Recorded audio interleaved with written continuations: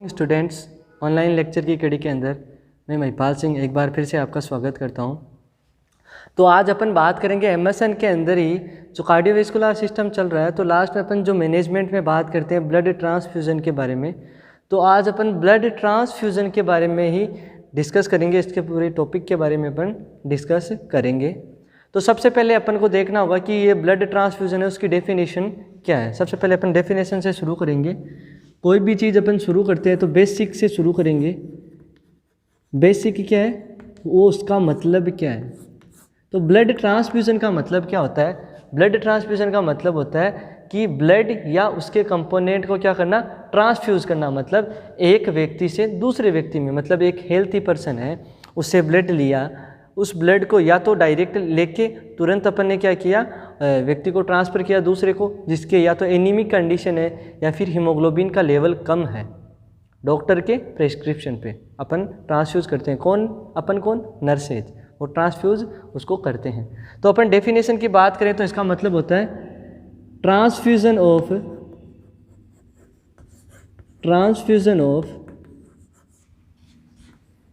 Blood and it's component. क्या कर रहे हैं अपन? ट्रांसफ्यूज कर रहे हैं ब्लड या इसके कंपोनेंट को। Transfusion of blood and it's component in a person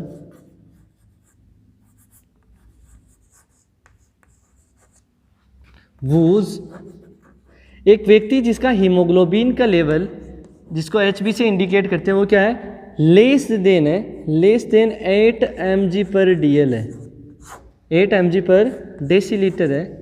या फिर क्या बोल सकते हैं, और पैक्ड सेल वॉल्यूम, या फिर इसको बोल सकते हैं अपन haematocrit volume. Haematocrit volume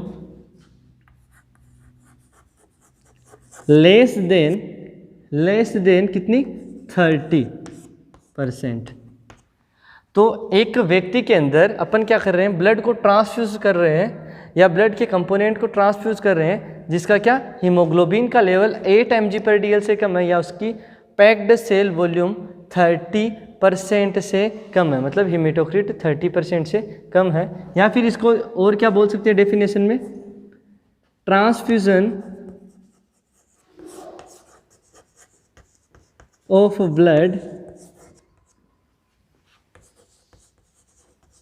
by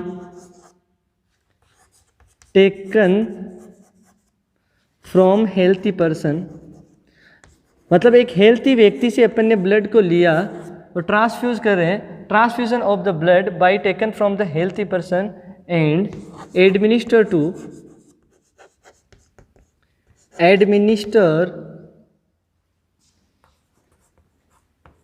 two a unhealthy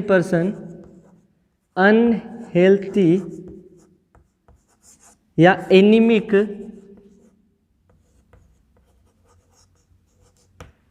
person.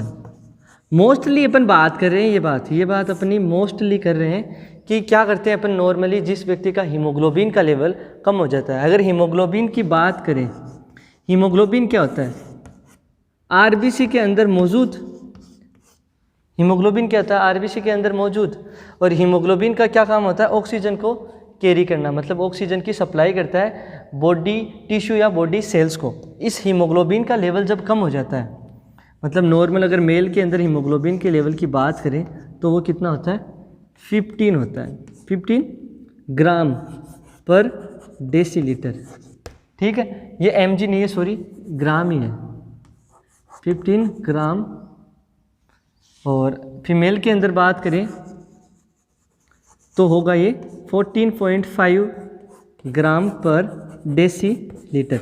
ये तो नॉर्मल हीमोग्लोबिन की रेंज है। अगर एनीमिया की बात करें तो मेल के अंदर अगर एनीमिया होगा, अगर मेल में,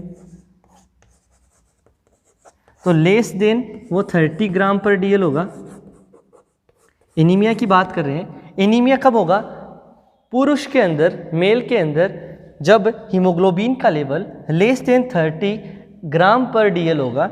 और वहीं फीमेल की बात की जाए तो फीमेल में कुछ वेराइटीज़ हो सकती है। देखो फीमेल्स के अंदर बात के तो फीमेल में क्या होता है, लेस देन 12 ग्राम पर DL नॉर्मली होता है। अगर 12 ग्राम पर DL डेसीलीटर से कम है हीमोग्लोबिन का लेवल तो उसमें एनीमिया होगा। अगर वो प्रेग्नेंट है तो प्रेग्नेंट में होता है लेस देन 11। WHO की बात करें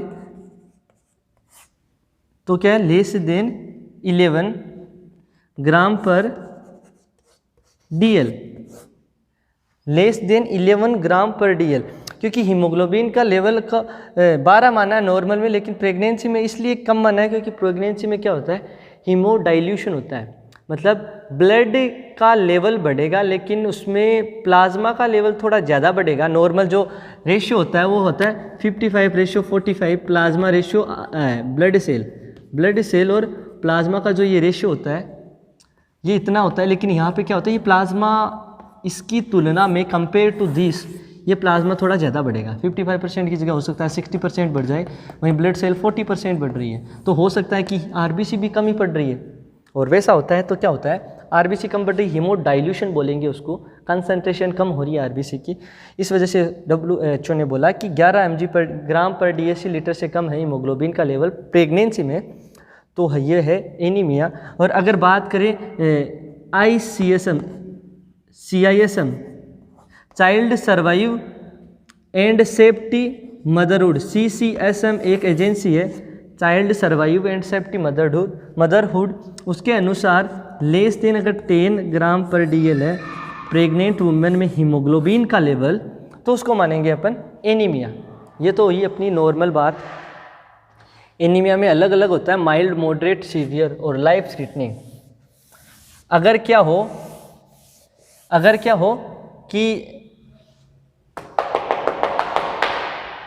हीमोग्लोबिन का लेवल अगर प्रेग्नेंट लेडी के अंदर 10 से लेके 7 के बीच में, मतलब 9.9 से लेके 7 के बीच में है तो वो माइल्ड होगा, माइल्ड कैटेगरी का क्या होगा, एनीमिया होगा। अगर 6 से 7 के बीच में है तो मॉडरेट कैटेगरी का एनीमिया होगा, और लेस देन 6 है तो सीवियर कैटेगरी का होगा, और लेस देन 4 होगा तो लाइफ थ्रेटनिंग कंडीशन होगी। ये प्रेग्नेंट लेडीज़ के अंदर होता है। एक वेरिएशन बताया कि माइल्ड, मॉडरेट और सीवियर एनीमिया किसको बोलेंगे, तो मैंने आपको बताया कि लेस देन 7 है, मोर देन 7 है तो क्या, और लेस देन 10 है तो वो तो क्या है, माइल्ड है, और 6 to 7 है बिटवीन तो वो मॉडरेट है, लेस देन 6 और मोर देन 4 है तो वो सीवियर है, और लेस देन 4 है तो लाइफ थ्रेटनिंग कंडीशन है। तो ये तो नॉर्मल बात हो गई। अब अपने यहीं पे एक और चीज़ आई, हीमेटोक्रिट या पैक्ड सेल वॉल्यूम या हीमेटोक्रिट वॉल्यूम। ऐसा अब ये क्या होता है, तो इसकी बात की जाए कि हीमेटोक्रिट या पैक्ड सेल वॉल्यूम क्या होता है। ये है अपना कोई वॉइल, अपने लिया एक वॉइल लिया, इस वॉइल के अंदर क्या है, 1 ml ब्लड है, 1 ml ब्लड है। इस 1 ml ब्लड में जितना RBC होगा वही क्या होगा, पैक्ड सेल वॉल्यूम। जितना RBC होगा वही क्या होगा, पैक्ड सेल वॉल्यूम। तो यहाँ पे क्या होता है, जैसे नॉर्मली क्या होता है, ऊपर की तरफ तो प्लाज्मा तैरता रहता है, बीच में एक लेयर बनती है जिसको बफी कोट बोलते हैं, जो कि WBC और प्लेटलेट से मिलकर बनी होती है। ये होता है यहाँ पे प्लाज्मा, और ये यहाँ पे होता है RBC जो कि होता है 45%। तो यही क्या होता है, हीमेटोक्रिट वॉल्यूम। मतलब 1 ml ब्लड के अंदर RBC के नंबर्स या RBC की मात्रा, कितना प्रतिशत रेड ब्लड सेल है, वही क्या होगा, हीमेटोक्रिट या पैक्ड सेल वॉल्यूम। ये दोनों वेरी करती है मेल और फीमेल में, हीमेटोक्रिट वॉल्यूम या पैक्ड सेल वॉल्यूम। हीमेटोक्रिट या पैक्ड सेल वॉल्यूम वो कितनी होगी, फीमेल के अंदर अगर बात की जाए तो फीमेल के अंदर होती है 42 और रेंज की बात करें तो वो 38 से 46 होती है %। अगर मेल के अंदर बात की जाए, ये तो क्या है, फीमेल है, ये क्या है, मेल है। मेल के अंदर बात की जाए तो मेल में कितना होता है, ये 45%। और रेंज की बात करें तो 42 to 48% ये रेंज होती है। ये है हीमेटोक्रिट या पैक्ड सेल वॉल्यूम। और बच्चे के अंदर इसकी बात की जाए, बच्चों के अंदर मतलब इन्फेंट या न्यूबॉर्न के अंदर, तो वो कितना होगा उसकी बात कर लेते हैं। हीमेटोक्रिट या पैक्ड सेल वॉल्यूम, इन्फेंट या न्यूबॉर्न की बात करें तो न्यूबॉर्न के अंदर ये हो सकता है 49 से 54 तक, 49 से 54 तक। वहीं पे इन्फेंट के अंदर हो सकता है 35 to 50%। यहाँ पे ये रेंज 64 तक भी चली जा सकती है, लेकिन नॉर्मली मैक्सिमम देखा जाता है कि 49 से 54% हीमेटोक्रिट न्यूबॉर्न में होती है, जबकि इन्फेंट में होती है 35 to 50। ये हुई बात और हीमेटोक्रिट या पैक्ड सेल वॉल्यूम की। आगे अपन बात करते हैं यहीं पे ESR, वही नाम सुना होगा, इरिथ्रोसाइट सेडिमेंटेशन रेट। मतलब RBC को जब सेंट्रीफ्यूज मशीन से घुमा के जो भी 250 से 350 जो भी सेंट्रीफ्यूगेशन होता है वो करके अब देखते हैं कि RBC पेंदे में कब बैठती है। इरिथ्रोसाइट सेडिमेंटेशन रेट का मतलब है RBC का मतलब लाल रक्त कणिकाओं का पेंदे में बैठने की दर, इरिथ्रोसाइट सेडिमेंटेशन रेट। ये नॉर्मल होती है। फीमेल के अंदर बात करें तो होती है 4 to 9, लेकिन यहाँ पे इसकी जो क्या है mm पर होवर होती है। ये रेंज, ये ध्यान रखना आपको, क्या है 4 to 9 mm पर होवर, ये चीज़ मेन ध्यान रखना है mm पर होवर को। मेल के अंदर बात की जाए तो मेल के अंदर होती है 3 to 7 mm पर होवर, और इन्फेंट के अंदर बात की जाए न्यूबॉर्न इन्फेंट में तो 0 to 2 mm पर होवर। ये नॉर्मल इनकी रेंजेज होती है। तो अपने बात की ब्लड ट्रांसफ्यूज़न की रिक्वायरमेंट कब होती है, किसको होती है? एक ऐसा व्यक्ति जिसके अंदर ब्लड या उसके कंपोनेंट कम है, हो सकता है उसके अंदर प्लेटलेट कम है, थ्रोम्बोसाइटोपिनिया है, हो सकता है वहाँ पे ल्यूकोपिनिया है, ठीक है, हो सकता है वहाँ पे RBC के नंबर कम हो। तो मतलब तीनों ही कंडीशन में अपन ब्लड के कंपोनेंट को ट्रांसफ्यूज़ करें। हो सकता है टोटल ब्लड वॉल्यूम कम हो सकता है ना वो पेशेंट में टोटल ब्लड वॉल्यूम कम हो, अर्थात वो बंदा शोक के अंदर हो, वो बंदा सीवियर डिहाइड्रेशन की कंडीशन में हो, उस व्यक्ति को सीवियर हेमरेज आ चुका है। तो इन कंडीशंस में अपन क्या करते हैं, ब्लड को ट्रांसफ्यूज़ करते हैं। और ट्रांसफ्यूज़ किसके कहने पे करेंगे और क्या क्राइटेरिया था? क्राइटेरिया तो ये था कि जो हीमेटोक्रिट वॉल्यूम है वो लेस देन 30 होता है, और जो हीमोग्लोबिन का लेवल होता है वो लेस देन 8 ग्राम पर DL होता है। और प्रेस्क्रिप्ट कौन करता है कि कौन कहेगा कि नर्स से जाओ ब्लड ट्रांसफ्यूज़ करना है? प्रेस्क्रिप्शन का काम कौन करता है? प्रेस्क्रिप्शन का काम करता है भाई साहब डॉक्टर। डॉक्टर बोलेगा आपको कि ब्लड ट्रांसफ्यूज़न करना है। ब्लड ट्रांसफ्यूज़न का मशवरा सलाह कौन देगा आपको? डॉक्टर। डॉक्टर बोलेगा आपको कि ब्लड ट्रांसफ्यूज़न करना है। अब अपन बात करते हैं कि ब्लड ट्रांसफ्यूज़न में क्या क्या ट्रांसफ्यूज़ कर सकते हैं। ब्लड ट्रांसफ्यूज़न में क्या क्या अपन ट्रांसफ्यूज़ कर सकते हैं उस बारे में अपन बात करते हैं। तो सबसे पहले बात करते हैं वूल ब्लड के बारे में ही। एक बार अपन वूल ब्लड दे सकते हैं। क्या दे सकते हैं अपन? वूल ब्लड, संपूर्ण रक्त वूल ब्लड दे सकते हैं, पेशेंट को ट्रांसफ्यूज़ कर सकते हैं। इसके अलावा RBC कर सकते हैं, WBC, और WBC में मोस्ट अबंडेटेड WBC होती है न्यूट्रोफिल्स। तो न्यूट्रोफिल्स उसमें ट्रांसफ्यूज़ करते हैं, न्यूट्रोफिल्स, ठीक है। इसके अलावा वहाँ पे प्लेटलेट ट्रांसफ्यूज़ कर सकते हैं। इसके अलावा वहाँ पे प्लाज्मा ट्रांसफ्यूज़ कर सकते हैं। प्लाज्मा में दो चीज़ें होती है, एक होता है फ्रीज़ फ्रोज़न प्लाज्मा, एक होता है क्रायो प्रिसिपिटेट। एक होता है फ्रेश फ्रोजन प्लाज्मा, एक होता है क्रायो प्रिसिपिटेट। इन चीज़ों को सब अपन ट्रांसफ्यूज़ कर सकते हैं। तो सबसे पहले एक बार बात करते हैं वूल ब्लड के बारे में। वूल ब्लड, ये जो वूल ब्लड है इसमें संपूर्ण ब्लड आता है, इसमें प्लाज्मा भी होता है, टोटल ब्लड सेल्स भी होती है। और इन ब्लड सेल्स के अंदर मोस्ट अबंडेटेड ब्लड सेल्स कौन सी होती है? RBC। ब्लड के अंदर सबसे ज़्यादा पाई जाने वाली ब्लड सेल्स होती है RBC। मेल और फीमेल में अलग अलग रेंज होती है, 4.5 से 5.5 और 5.5 से 5 से 6 ये होती है मेल के अंदर, 4.5 से 5.5 होती है फीमेल के अंदर, और 5.5 से लेके 6.5 तक हो सकती है मेल के अंदर मिली इक्विवेलेंट पर लीटर, ये आरबीसी है।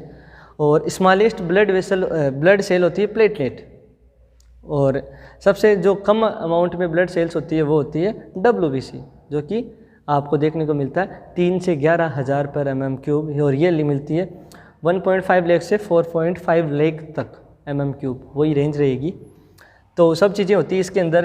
ये टोटल एक यूनिट के अंदर, एक यूनिट की बात करें तो 350 ml होता है होल ब्लड, 350 ml होता है, जिसके अंदर 50 ml होता है एंटीकोएगुलेंट,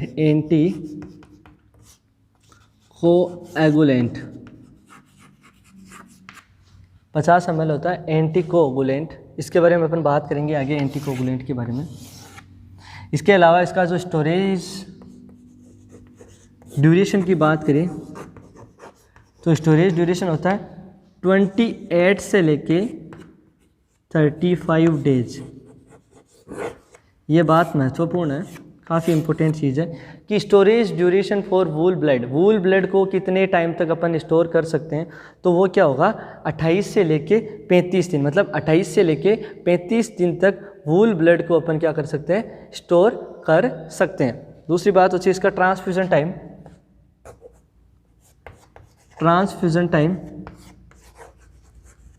वो होता है 2 to 4 आवर्स, 2 से 4 घंटे इसका ट्रांसफ्यूज़न टाइम होता है, ठीक है। और अगर इसका आउटकम देखना होता है तो अपन 6 to 8 hours after blood transfusion ये चीज़ देखते हैं कि हाँ आउटकम आया या नहीं आया, ठीक है।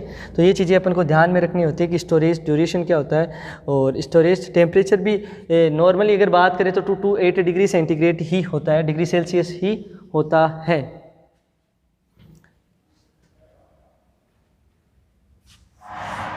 ये नॉर्मल था वूल ब्लड के बारे में। ब्लड बैंक के अंदर जब कभी भी किसी भी ब्लड को स्टोर करते हैं तो उसके अंदर एंटीकोएगुलेंट यूज किया जाता है। एंटीकोएगुलेंट को ब्लड बैंक के अंदर स्टोर करते हैं तो यूज करते हैं।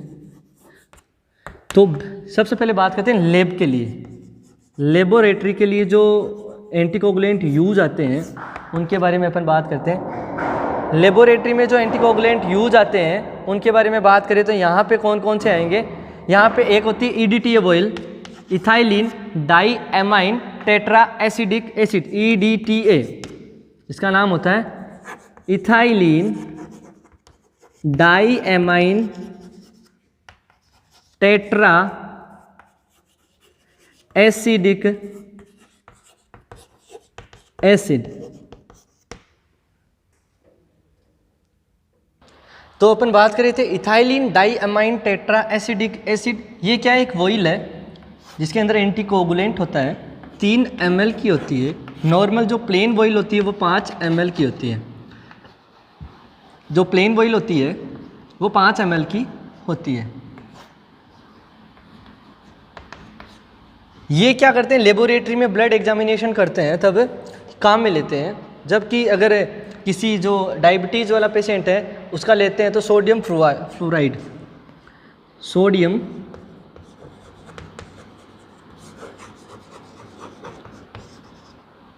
ये एंटीकोएगुलेंट वाली ऑयल अपन यूज़ करते हैं जब डायबिटीज़ मेलाइटिस का या पेशेंट हो। तो ये इसलिए यूज करते हैं ताकि ये क्या करता है, ये प्रिवेंट करता है 1 से 2 घंटे तक प्रिवेंट करेगा जो ग्लूकोज है उसका ब्रेकडाउन, ग्लाइकोजिनेसिस, जो ग्लूकोज का ब्रेकडाउन होने से प्रिवेंट करने में मदद करता है। 1 से 2 घंटे तक ग्लूकोज का ब्रेकडाउन नहीं होने देता, ग्लाइकोलाइसिस नहीं होने देता, इसलिए ये ऑयल यूज करते हैं। लेबोरेटरी में ईडीटीए ऑयल यूज करते हैं एंटीकोएगुलेंट के रूप में। अलग अलग ऑयल के कलर होते हैं, जैसे पर्पल कलर है, पर्पल है, ब्लू है, येलो है, ग्रे है। तो ग्रे कलर वाली जो ऑयल होती है वो ग्लूकोज के लिए होती है, येलो होती है बायोकेमिस्ट्री के लिए, ब्लू होती है पीटीआईएनआर, प्रोथ्रोम्बिन टाइम और INR। PT टाइम कितना होता है? 12 से 15। 12 से 15 ये किसके लिए यूज करते हैं? वॉरफेरिन के लिए। INR होता है हिपेरिन के लिए। हिपेरिन में APTT यूज करते हैं जो 25 से 38 सेकंड होता है। तो ब्लू PT INR चेक करने के लिए होता है प्रोथ्रोम्बिन टाइम और इंटरनेशनल नॉर्मलाइज्ड रेशियो। जो हिपेरिन का, ये तो हिपेरिन का चेक किया जाता है, ये वॉरफेरिन का चेक किया जाता है। पर्पल होती है वो होती है हीमेटोलॉजी के लिए। हीमेटोलॉजी, ये वॉइल के कलर होते हैं अलग अलग, जिनके बारे में मैंने आपको बताया। इसके अलावा अपन बात करें, अगर लेबोरेटरी के अंदर अपन ब्लड बैंक के अंदर, अगर लेबोरेटरी की बात हो गई, ब्लड बैंक के अंदर अगर स्टोर करते हैं, ब्लड बैंक के अंदर अगर स्टोर करते हैं तो वहाँ पे जो एंटीकोगुलेंट होते हैं वो होते हैं सिट्रेट, डेक्सट्रोज,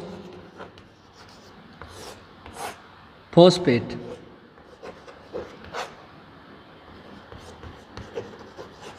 तो मेनली 3 होते हैं, वैसे अपन याद रखने के लिए CDAP, सिट्रेट, डेक्सोस, फॉस्फेट और एडिनिन।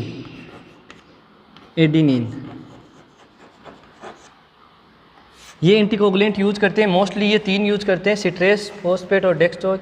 ये क्या करता है? ब्लड का क्लोट नहीं होने देता, मतलब एंटीकोगुलेंट का काम कर रहा है मेनली। ये तो वैसे सारे ही एंटीकोगुलेंट ही होते हैं, मेन काम इसका एंटीकोगुलेंट का होता है। ये क्या करता है? एनर्जी प्रोवाइड करता है। ये क्या करता है? एनर्जी प्रोवाइड करता है। और एनर्जी प्रोवाइड करेगा तो जो लाइफ स्पान होगी, स्टोर टाइम होगा, वो इंक्रीज हो जाएगा। जो स्टोर टाइम होगा वो इंक्रीज हो जाएगा by increasing life span. Life span increase होगी तो स्टोर टाइम अपने आप ही इंक्रीज हो जाएगा। तो डेक्सट्रोज का काम होता है एनर्जी प्रोवाइड करना। फॉस्फेट क्या करता है? कैल्शियम या फॉस्फोरस से रिगार्डिंग कोई भी कॉम्प्लिकेशन होता है उससे प्रिवेंट करता है। कैल्शियम और फॉस्फोरस के जो कॉम्प्लिकेशन है उससे प्रिवेंट करता है। और ये बात अपन करेंगे आगे की क्या क्या कॉम्प्लिकेशन हो सकते हैं, जब अपन कॉम्प्लिकेशन के बारे में बात करेंगे तब। तो ये नॉर्मल चीज़ें थी, वो बता दी। वूल ब्लड हो गया और कोगुलेंट के बारे में बात हो गई। अब अपन बात करेंगे RBC के बारे में। अब अपन बात करने जा रहे हैं RBC के बारे में। वूल ब्लड में नॉर्मल सा बता दिया। अब अपन बात करते हैं RBC के बारे में। रेड ब्लड सेल्स, लाल रक्त कणिकाएं बोलते हैं ना इनको। RBC को क्या बोलेंगे? रेड ब्लड सेल्स, लाल रक्त कणिकाएं। अलग अलग हो सकती है, 4.5 टू लेके 6 तक बोल सकते हैं, 0.0 मिलियन पर mm³। 4.5 से लेके 6 मिलियन पर mm³। ये नॉर्मल रेंज होती है, मेल और फीमेल का नहीं है, एक कंबाइंड बताया मैंने। 4.5 टू 5.5 इन मेल्स, फीमेल्स, और 5.5 टू 6.5 इन मेल्स। ये नॉर्मल क्राइटेरिया होता है। अपन ने एक एवरेज निकाला, वो बता दिया। ये होती है जिसका डायामीटर की बात करें तो क्या होता है? 7.2 माइक्रोन होता है। काफ़ी इंपॉर्टेंट सेल होती है जो कि ऑक्सीजन को कैरी करने का काम करती है। मोस्ट अबंडेड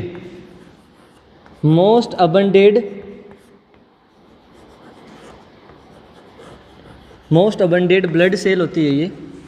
ब्लड के अंदर पाई जाने वाली सबसे ज़्यादा नंबर्स जिस सेल के होते हैं वो लाल रक्त कणिकाएं या RBC होती है।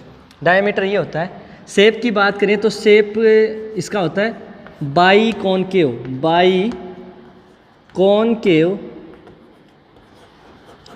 कहीं कहीं आपको देखने को मिलेगा स्फेरिकल।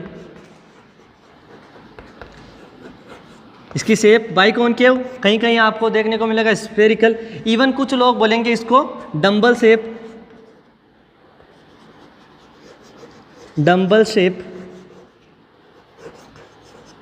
तो ये चीज़ें आपको ध्यान रखना है कि बाई कॉनकेव बोल सकते हैं, स्फेरिकल बोल सकते हैं, डंबल बोल सकते हैं। ये RBC की शेप है, मोस्टली आपको देखने को मिलेगा बाई कॉनकेव शेप RBC के। इसका लाइफ स्पैन होता है 120 डेज, 120 दिन। बच्चे के अंदर इसका लाइफ स्पान होता है 70 to 80 डेज़, मतलब 70 डेज़ मान सकते हो, 60 to 80 डेज एक रेंज होती है इन्फेंट के अंदर आरबीसी का लाइफ स्पान की। इसके अलावा अपन बात करें बच्चे के अंदर 6 to 8 मिलियन तक हो सकती है पर mm³ आरबीसी। तो आरबीसी के बारे में बात कर रहे थे। आरबीसी को अपन ने बोला लाल रक्त कणिकाएं, रेड ब्लड कॉर्पल्सल्स, और आरबीसी के बारे में अपन ने बताया कि ये बाइकॉन्केव होती है, डंबल शेप की होती है। अब अपन इसके बारे में बात करेंगे क्या कि ये क्या किस ब्लड जब ट्रांसफ्यूज करते हैं तो इसका क्या ड्यूरेशन होता है। अगर आरबीसी की बात करें तो 1 यूनिट में 200 ml आरबीसी होती है। इन 1 यूनिट, एक यूनिट के अंदर 200 ml आरबीसी होती है। इसका जो आरबीसी का इन्फ्यूज़न जो टाइम होता है नॉर्मल, अगर बात करें केवल आरबीसी के बारे में बात करें इन्फ्यूज़न टाइम की, इन्फ्यूज़न टाइम होगा इसका 2 to 4 होगा, सेम एज वूल ब्लड, ये ध्यान रखना है।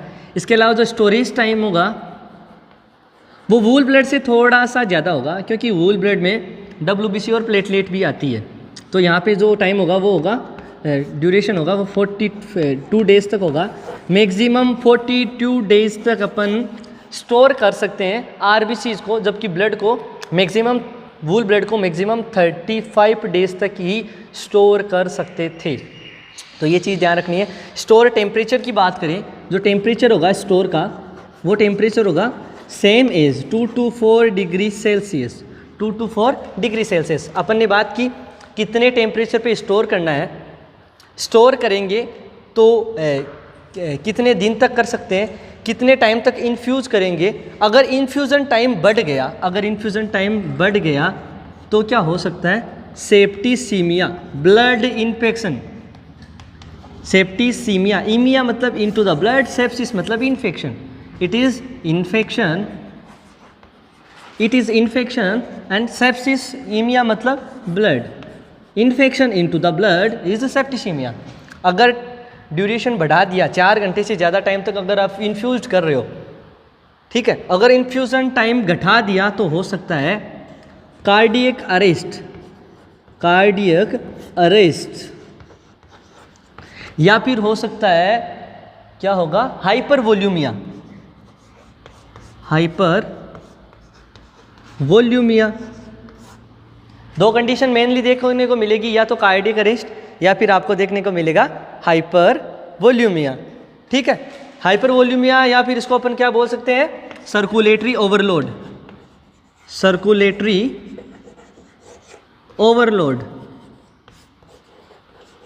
ठीक है, तो ये चीज़ अपन को ध्यान में रखनी होगी कि अगर टाइम को बढ़ा दिया तो क्या होगा, अगर टाइम को घटा दिया तो क्या होगा। दूसरी बात, इन्फ्यूज करेंगे कौन से नंबर के कैनुला से, महत्वपूर्ण बात। बच्चे के अंदर बात करें तो 22 या 24 गोज का, जो 22 या 24 गोज का होगा कैनुला, वो यूज़ कर सकते हैं। और एडल्ट के अंदर बात करें तो 18 गोज का, 18 गोज का ब्लड ट्रांसफ्यूजन के लिए कैनुला यूज करेंगे। 16 गोज का जो कैनुला होगा कैसा कलर का होगा, 14 कलर का पड़ा है, 14 नंबर ऑरेंज कलर का पड़ा है, 16 नंबर अपने पड़ा है ग्रे कलर का, स्लेटी कलर, और 17 नंबर का अपने पड़ा है वाइट कलर, नंबर का वाइट होता है। 18 का कैसा होता है, ग्रीन होता है। 20 का पिंक, 22 का ब्लू, 24 का येलो, 26 का वॉयलेंट, ये कलर होते हैं। तो अपन यहाँ पे कौन सा, 18 का नंबर मतलब ग्रीन कलर का कैनुला यूज करेंगे। जब ज़्यादा अमाउंट में ब्लड को ट्रांसफ्यूज करना होता है तो ये कैनुला यूज करते हैं। और अगर अपन को 16 का यूज कर रहे हैं, 16 का कहाँ याद करते हैं, जहाँ पे काफ़ी ज़्यादा फ्लूइड देना होता है, काफ़ी जल्दी फ्लूइड देना होता है। या फिर अपन बोल सकते हैं इसको डायलिसिस के अंदर जब अपन क्या बनाते हैं, फिस्टुला बनाते हैं, तो वहाँ पे 16 गोज का कैनुला यूज़ करते हैं डायलिसिस में। तो ये चीज़ें ध्यान रखने वाली थी। और अब बात करते हैं कि इसको ब्लड बैंक में स्टोर करने के लिए क्या यूज किया जाता है। अगर स्टोर रखना है लंबे टाइम तक तो अपन वही एंटीकोगुलेंट यूज करेंगे स्टोर को बढ़ाने के लिए। स्टोरेज के लिए जो एंटीकोगुलेंट यूज किए जाते हैं वो वही होंगे CDPA, सिट्रेट डेक्सट्रोज फॉस्फेट और एडिनिन।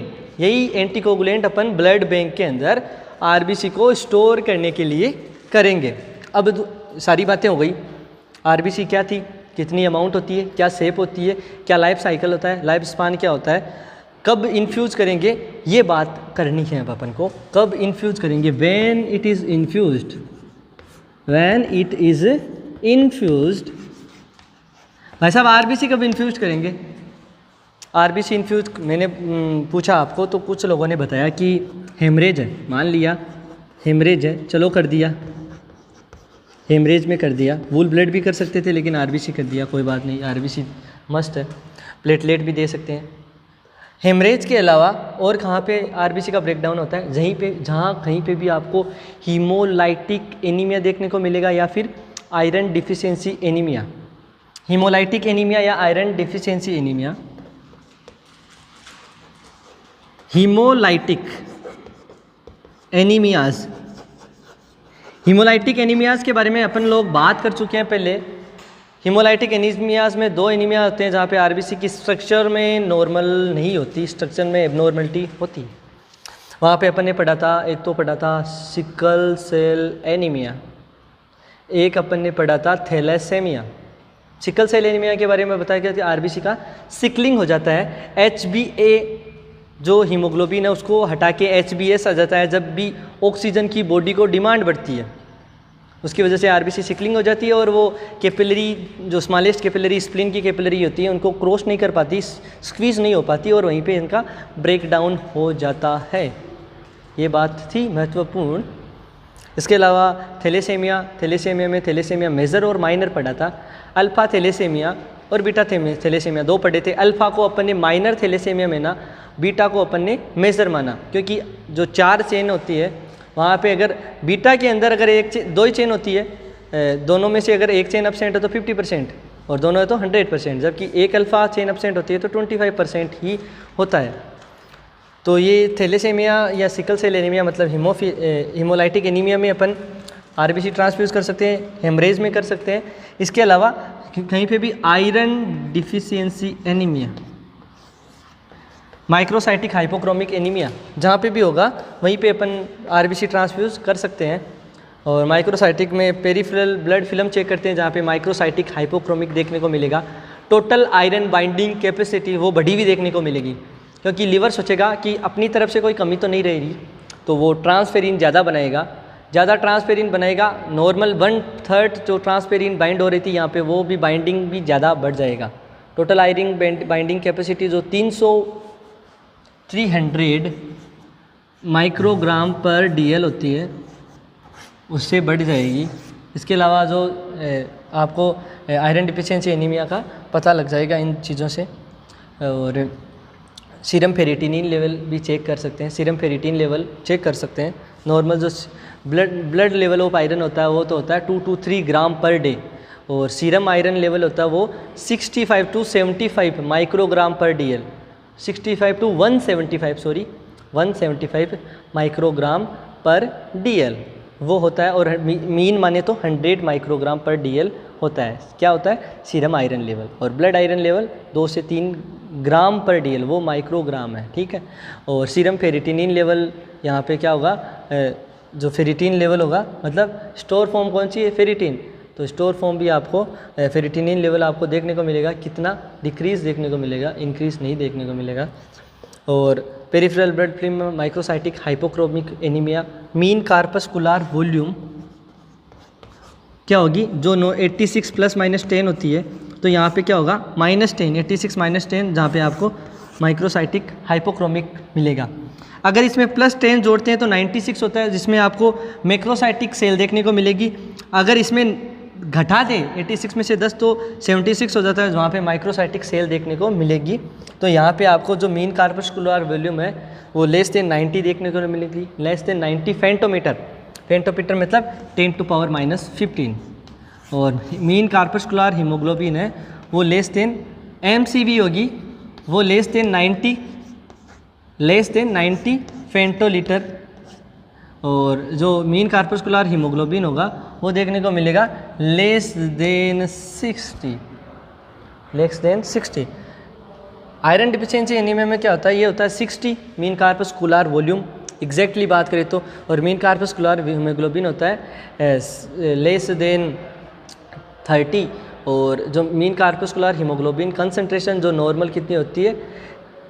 नॉर्मल आपको देखने को मिलेगी इसके अंदर लेस देन 25 और हीमेटोक्रिट वॉल्यूम वो भी लेस देन 32 देखने को मिलेगी। तो ये चीज़ें बेसिक थी जो पहले बता चुका हूँ मैं, बात कर चुके हैं अपन।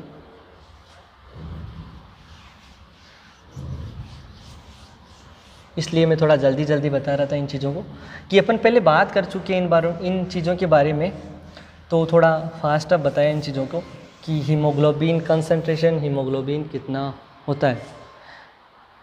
ठीक है, तो ये चीज़ें थी। अब अपन बात करते हैं, ये तो अपनी आरबीसी के बारे में बात हुई, आरबीसी की रिक्वायरमेंट के बारे में बात हुई। अब बात करते हैं अपन डब्ल्यूबीसी के बारे में। यहाँ पे समझने वाली चीज़ें मैंने धीरे बताई थी और कुछ चीज़ें जो पहले डिस्कस कर चुके हैं उनके बारे में थोड़ा फास्ट बता दिया।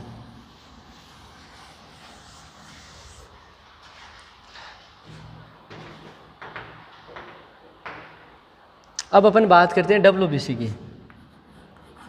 जिसको क्या बोलते हैं, white blood cell. White blood cell number कितने होते हैं, 3000 to 11,000 पर mm क्यूब। अगर डिक्रीज़ हो गया नंबर तो ल्यूकोपीनिया बोलेंगे, इंक्रीज़ हो गया तो ल्यूकोसाइटोसिस बोलेंगे।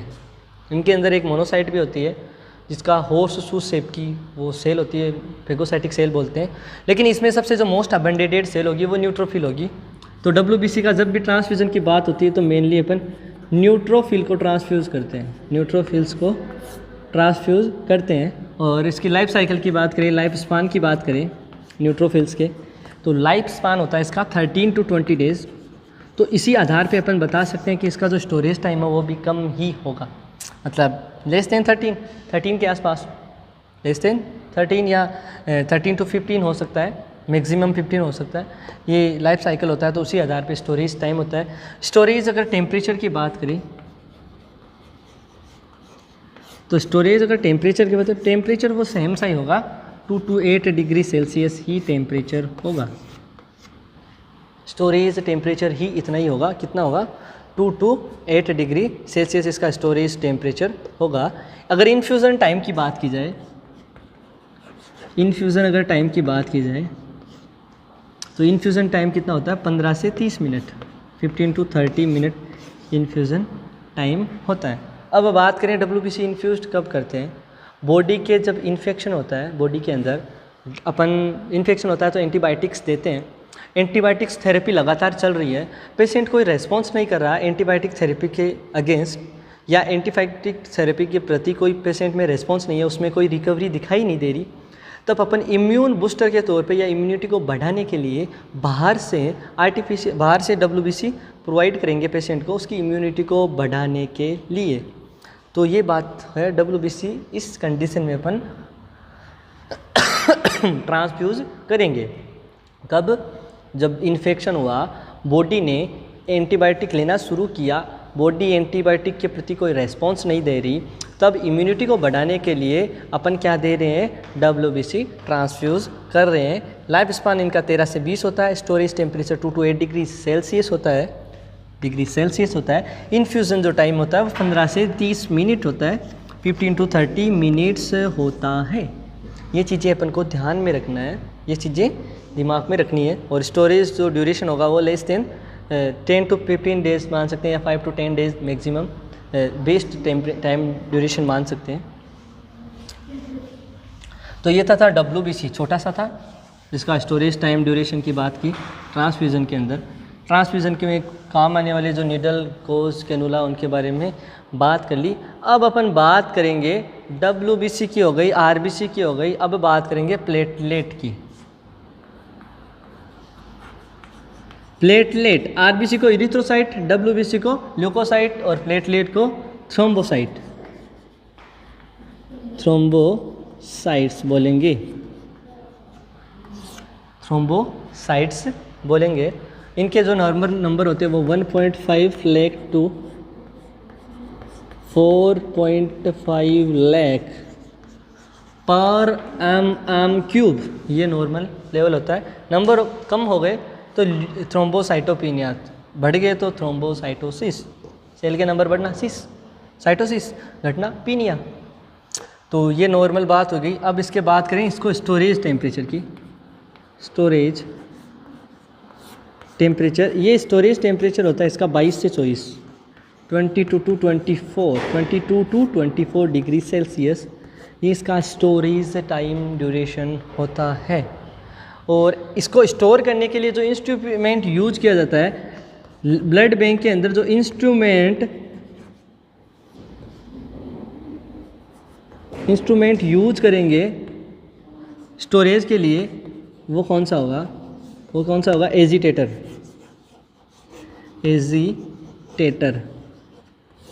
ये एक इंस्ट्रूमेंट है जो कि ब्लड बैंक के अंदर जब स्टोर करते हैं किसको? प्लेटलेट को, तो इस इंस्ट्रूमेंट का इस्तेमाल करते हैं। टेम्परेचर की बात कर ली कि टेम्परेचर कितना है? 22 से 24। लाइफ स्पान की बात करें, जो लाइफ स्पान प्लेटलेट की बात करें तो काफ़ी कम होता है, 7 to 10 डेज। मतलब जितनी भी ब्लड सेल है उनमें सबसे कम लाइफ स्पान इसी सेल का होता है, और सबसे छोटी सेल भी ब्लड की यही होती है, प्लेटलेट। और वैसे बॉडी की जितने भी मतलब सेल होती है, लिविंग सेल, उनके अंदर सबसे छोटी जो सेल होती है वो बैक्टीरिया के अंदर होती है, जिसको अपन क्या बोलते हैं? माइकोप्लाज्मा सबसे छोटी सेल होती है लिविंग थिंग्स के अंदर, और वो PPLO के नाम से भी जानी जाती है, मतलब पॉलीन्यूमोनिया लाइक ऑर्गेनिज्म, या MLO, मोलिकुलर लाइक ऑर्गेनिज्म। तो PPLO सबसे छोटी सेल होती है वैसे, लेकिन ब्लड की बात करें, ब्लड में यही होती है सबसे छोटी सेल। और अगर ऐसे एडल्ट के अंदर बात करें, सबसे छोटी सेल बॉडी की सबसे छोटी सेल टिल प्यूबर्टी, जब तक स्पर्मेटोजेनेसिस नहीं हो रहा, स्पर्म का फॉर्मेशन नहीं हो रहा तब तक, उसके बाद में स्पर्म सबसे छोटी सेल बन जाती है, और सबसे बड़ी सेल मैच्योर ओवा होता है। तो ये चीज़ें बेसिक थी जो ध्यान में रखने वाली चीज़ें होती है। तो स्टोरेज टेम्परेचर 22 से 24 डिग्री सेल्सियस। इंस्ट्रूमेंट जो यूज करते हैं स्टोर के लिए वो एजिटेटर होता है। लाइफ साइकिल होता है वो 7 से 10 दिन होता है। और स्टोरेज इन्फ्यूज़न जो टाइम होता है वो होता है 15 से 30 मिनट, 15 to 30 मिनट ही होता है। 15 to 30 minute he infusion time होता है। और इन्फ्यूज़न के 18 से 24 घंटे बाद में अपन 18 से 24 घंटे आफ्टर इसके इफ़ेक्टिवनेस को चेक कर सकते हैं। इफ़ेक्टिवनेस कि ये कितनी प्रभावी हुई है, कितना बॉडी के अंदर इससे चेंज आया। मतलब जो कब इन्फ्यूज़न करेंगे? जब इनका लेवल कम होगा, मतलब काफ़ी ज़्यादा ब्लीडिंग होगी। कौन कौन सी डिजीजेज हो सकती है जिनमें इनको देंगे, वो भी बात अभी करेंगे एक बार।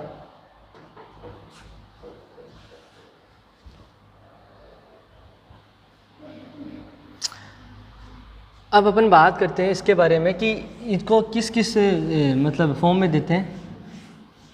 प्लेटलेट को देने का दो तरीका होता है, दो तरीके से प्लेटलेट को ट्रांसफ्यूज किया जाता है। एक होता है RDP, एक होता है SDP, एक होता है RDP, जिसको बोलते हैं random donor platelet. Random donor platelet. इसके अंदर जो प्लेटलेट होती है वो होती है RDP। एक अगर RDP की बात करें, अगर 1 RDP की बात करें तो उसके अंदर प्लेटलेट होती है 5 to 10,000, 5 to 10,000। जबकि जो 1 SDP होता है, 1 SDP single donor platelet, single donor platelet. इसके अंदर जो प्लेटलेट के नंबर होते हैं वो होते हैं बिटवीन 40 to 50,000। और एग्जैक्टली बात करें तो 42,000 एग्जैक्टली होती है, 42,000। ये क्या है? प्लेटलेट के नंबर होते हैं SDP में। तो इसी आधार पे नतीजा निकलता है कि 1 SDP is equal to 6 RDP।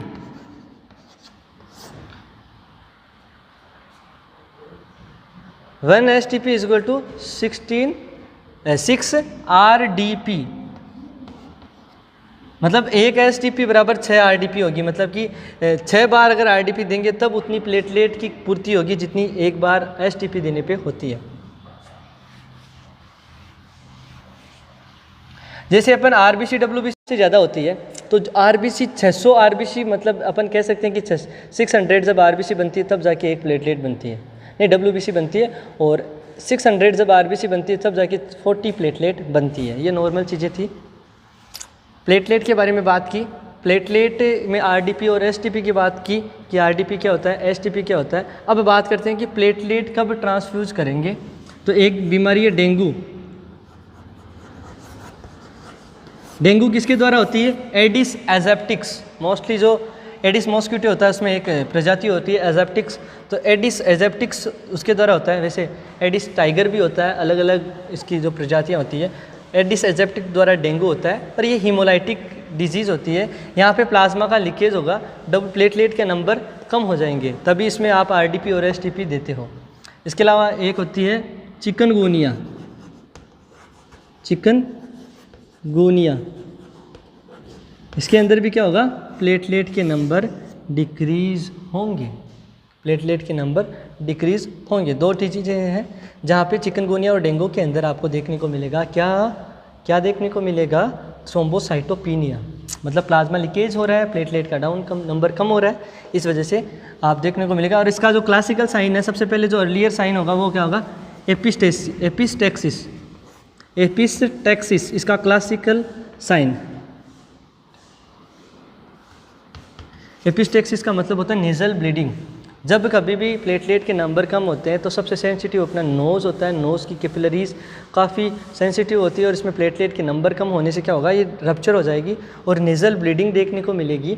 और आपको जब कभी भी नेज़ल ब्लीडिंग देखने को मिलती है तो सबसे पहले आप पेशेंट को सिटिंग पोजीशन दोगे, सिटिंग पोजीशन करके उसका लीन फॉरवर्ड हेड को थोड़ा पीछे करोगे, लीन फॉरवर्ड करोगे हेड को। उसके बाद में आप क्या करोगे? पेशेंट को बोलोगे कि आपको अब मुँह से सांस लेना है, नाक से नहीं। फिर अपन नोज़ को पिंच कर देंगे और आइस एप्लीकेशन भी कर सकते हैं। ये प्रायोरिटी बेसिस अपन काम करते हैं। इसके अलावा आपको पटेची, परपुरा, ब्लीडिंग लीजन जो पैचेज होते हैं वो भी देखने को मिल सकते हैं थ्रोम्बोसाइटोपिनिया की कंडीशन में।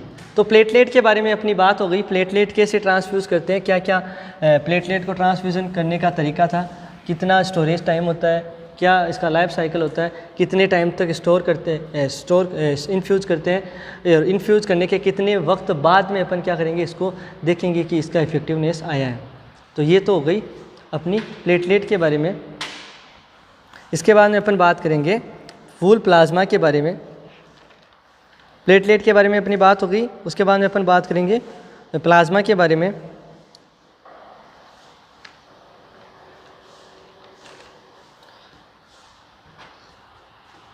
प्लाज्मा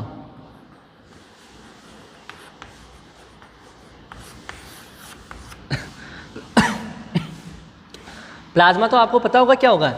जैसे ब्लड है, टोटल ब्लड है, ब्लड में से ब्लड सेल्स को निकाल दिया, ब्लड सेल्स को निकाल दिया तो क्या बचा? प्लाज्मा। प्लाज्मा से अगर क्लोटिंग फैक्टर निकाल दिए तो क्या बचा? क्लोटिंग फैक्टर, मतलब प्रोटीन्स निकाल दी। मेनली क्लोटिंग फैक्टर की बात की, लेकिन मैंने बोल दिया जैसे प्रोटीन निकाल ली। और ब्लड के अंदर जो मोस्ट अबंडेटेड प्रोटीन होती है वो एल्बुमिन होती है, जो एग में भी पाई जाती है, एल्बुमिन।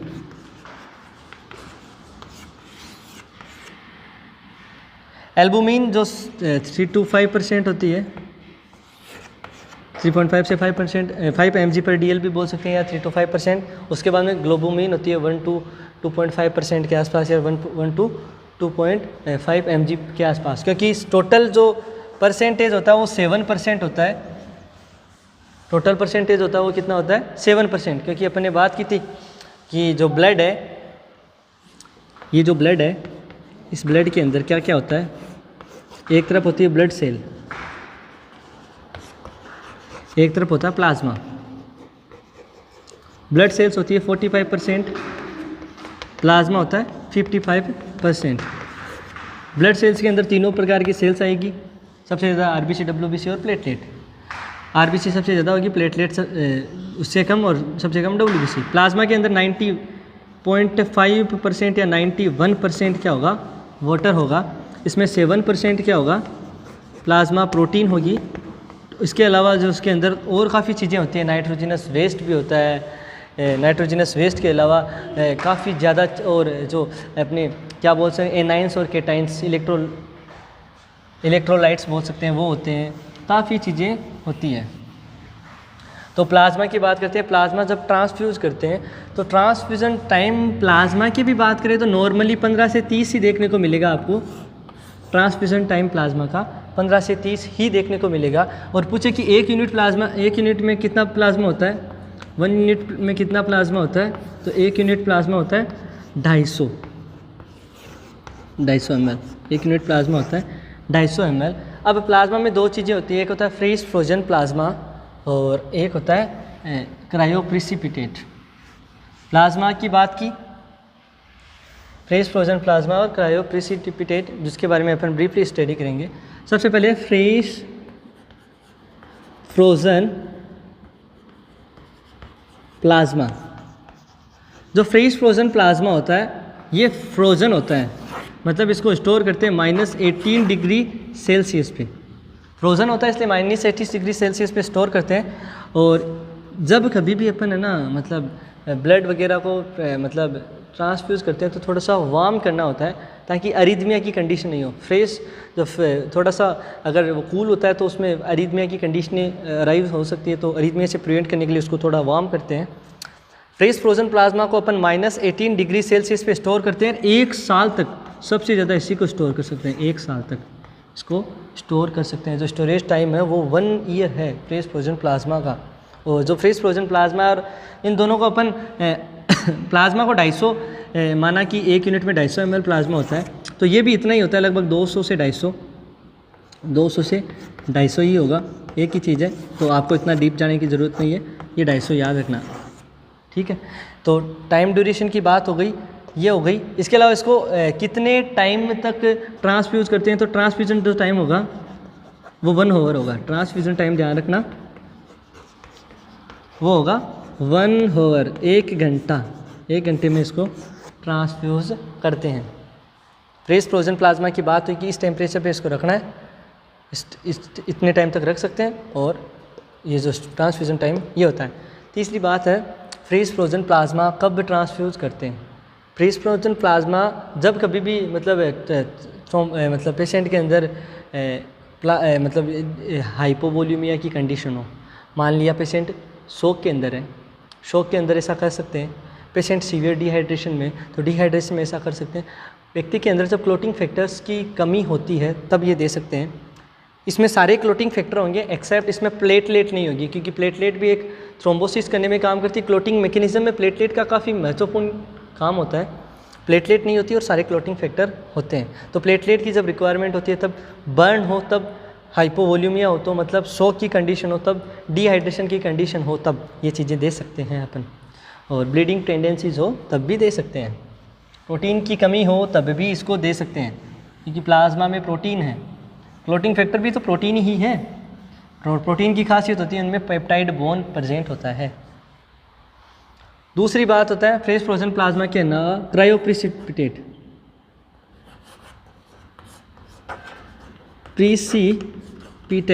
क्रायोप्रिसिपिटेट की बात करें तो क्रायोप्रिसिपिटेट तब देते हैं जब क्लोटिंग फैक्टर फर्स्ट मतलब फाइब्रिनोजन, क्लोटिंग फैक्टर 8 मतलब anti clotting factor classical haemophilia हो। क्लोटिंग फैक्टर 8 मतलब anti haemophilic factor, classical haemophilia. Haemophilia में अपन पढ़ते हैं ना कि हीमोफीलिया क्लासिकल है या हीमोफीलिया ए, दूसरा होता है हीमोफीलिया बी, तीसरा होता है हीमोफीलिया सी। ए के अंदर क्लोटिंग फैक्टर 8, बी के अंदर क्लोटिंग फैक्टर 9, सी के अंदर क्लोटिंग फैक्टर 11, और जो पेरा हीमोफीलिया होता है उसमें क्लोटिंग फैक्टर 5 की कमी होती है। ठीक है। अब यहाँ पे जो क्लोटिंग फैक्टर एक तो फर्स्ट की कमी हो, एक 8th की कमी हो मतलब एंटी हीमोफिलिक फैक्टर या फाइब्रिनोजन, एक होता है clotting factor 13 fibrin stabilising factor, इनकी कमी होती है तब इसको ट्रांसफ्यूज़ करते हैं। ट्रांसफ्यूजन जो टाइम होता है वो 15 से 30 मिनट ही होगा। 15 से 30 मिनट ही होगा। ट्रांसफ्यूज़न टाइम है वो 15 से 30 मिनट ही होगा, ये बात ध्यान रखने वाली है। स्टोरेज टाइम भी लगभग इतना ही होता है, स्टोरेज टाइम भी इसको भी लगभग टिल 1 ईयर के आसपास तक इसको स्टोर कर सकते हैं।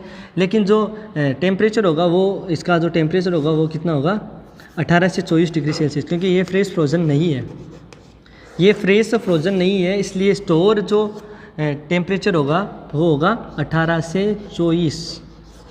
इन्फ्यूज़न टाइम इतना ही होगा।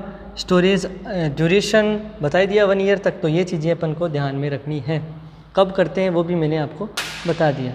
तो अब जब भी अपन नेक्स्ट क्लास लेंगे तो उसमें अपन बात करेंगे जो इसके कॉम्प्लिकेशन क्या हो सकते हैं। जब ब्लड ट्रांसफ्यूज़ करते हैं तो उसके क्या कॉम्प्लिकेशन हो सकते हैं, ब्लड ट्रांसफ्यूज़न के कॉम्प्लिकेशन क्या है। तो आज की क्लास में अपन ने काफ़ी कुछ पढ़ा ब्लड के बारे में, ब्लड के कंपोनेंट के बारे में, कैसे ट्रांसफ्यूज़ करते हैं, कितने टाइम तक स्टोर रख सकते हैं, कब इसको इन्फ्यूज़ करना होता है, कब चेक करेंगे कि इन्फ्यूज़न किया वो इफ़ेक्टिव है या नहीं है। तो आज की क्लास स्टूडेंट्स यहीं पे समाप्त होती है। Thank you. इसी के साथ अलविदा।